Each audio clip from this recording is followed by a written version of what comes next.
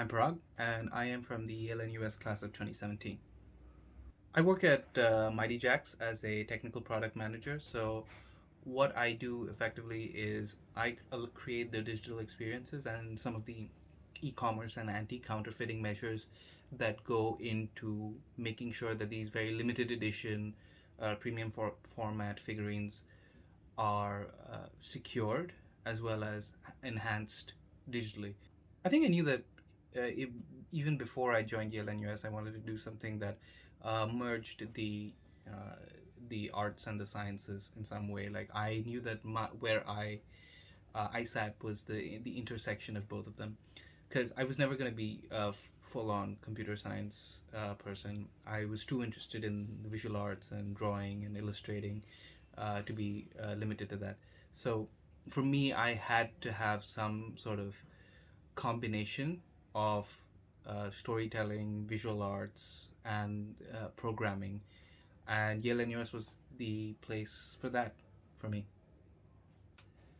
I think the most important way in which it has helped me to do that is by not limiting what kind of subjects I can take and what kind of experiences I can have.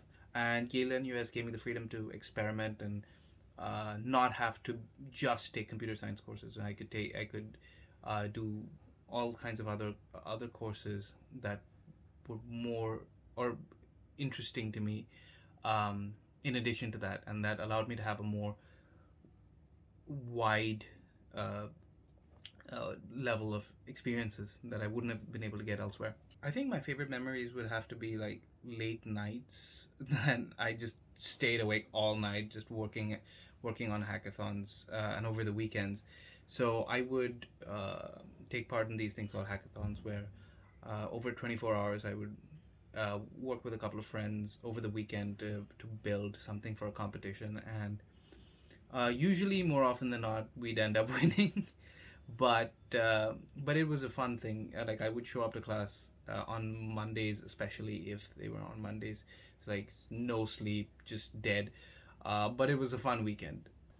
This is a really good photo. Um, so this is from, I think, our a, first time I ever did improv with the people at Yale-NUS. This was for our 3-week summer immersion program, even before we joined university, and we decided to just get together and do an improv show. And to this day, I think I'm still doing improv, and with mostly the same people, as part of an improv group here in Singapore. So, yeah, I mean, just goes to show, like, something you do as an accident in or as a serendipitous thing in college can sometimes shape the way you live the rest of your life. And because improv is such an important part of who I am now, thanks to that.